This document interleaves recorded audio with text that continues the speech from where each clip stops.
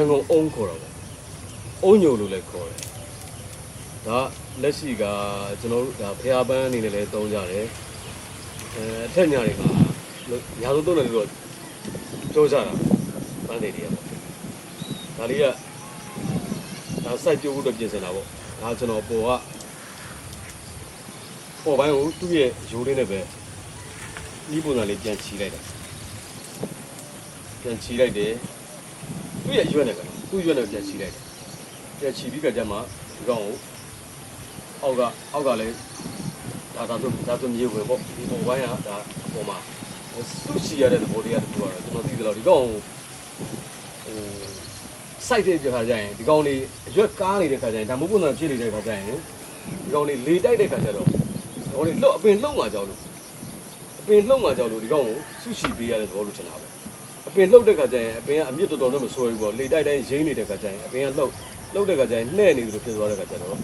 ဒီကောင်မြေမှာမဆွဲတော့အဲ့တော့အမြင့်ထွက်အားလဲတာပေါ့အဲ့ဒါကိုကျွန်တော်တို့ကဘယ်လိုမျိုးလေးလုပ်ပြီးတော့သူ့ရိုးနဲ့သူ့ရွက်နဲ့ပဲဒီပုံစံပြန်ချီလိုက်တယ်ဒါကျွန်တော် delay ပေါ့ဒါကျွန်တော်ကအများဆုံးကျွန်တော်ကပန်း site တောင်တွေ့ကြုံရှိလူတွေပြောပြတဲ့ပုံစံမျိုးအဲ့တော့ဒါကဘယ်လိုဆုချီလိုက်တယ်ဆုချီပြီးကြမှာဆုချီပြီးတော့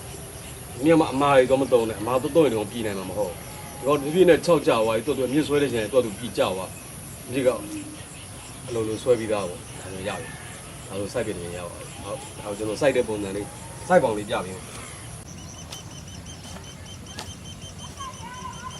ဒါကတော့သူ့အုံးပန်းဆိုင်ဖို့အတွက်ဘောင်ဒါကျွန်တော်တေချာပြင်ဆင်ရတယ်ပြင်ဆင်တယ်ညီကိုညီးအောင်ညှိတယ်ဒါပေမဲ့သူကလောင်းလဲရှိရင်လောင်းအောင်မှလည်းစိုက်လို့ရတယ်သိထားတယ်ပေါ့နော်အဲ့တော့ကျွန်တော်တို့ကအဓိကဒီစက်နေရဒီတရက်ရဲ့ကြီးထွားမှုနှုန်းနဲ့ဒီအောက်မှာကျွန်တော်ကလောင်းလဲဖြစ်စုလို့စီမပေါင်းပြီးကျွန်တော်တို့စိုက်အောင်ပေါ့ဒါတွေဒီပေါင်းလေးကိုလုံးညီးအောင်ညှိစိုက်မယ်အဓိကဘာသီးနှံစိုက်ဘောင်စိုက်ပေါင်ကိုတေချာကြကြနနာပြင်ဆင်တာအကောင်းဆုံးပဲဟိုစီးပွားပြစိုက်မယ်ဆိုရင်ပေါ့ဟောဘူးအပျော်တန်းစိုက်မယ်သူ့ရဲ့မိသားစုသုံးဖို့လောက်စိုက်မယ်ဆိုတော့ဒါတမျိုးပေါ့ဒါပေမဲ့တကယ်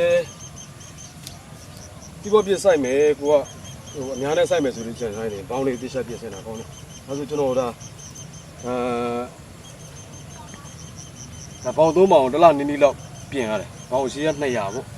200တလနီးပြင်ဆိုစိတ်တိုင်းမကြမ်းမချင်းဟိုပြင်ပြင်ထားတာဒါဘာလို့အလွယ်တကူပေါင်း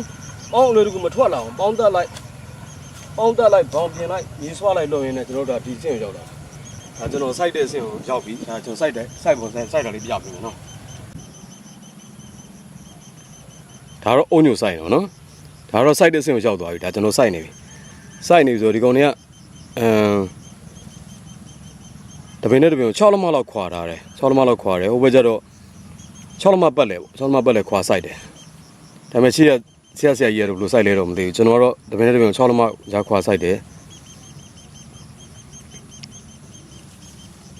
ဟိုပင်ကြားတန်းကြားလဲလှအောင်လို့ပေါ့ဒါဆိုရင်ဒါစိုက်ထားတယ်တစ်ဖက်ကဒါဆက်နေရတဲ့တရက်ကိုဘေးရထားတယ်အတွင်းမှာကျွန်တော်တို့ကဒီဆက်နေရတဲ့တရက်ပင်ရဲ့ဂျားထဲမှာဒီပေါင်တွေပေါ့ဒါတွေနဲ့ပြင်စိုက်တယ်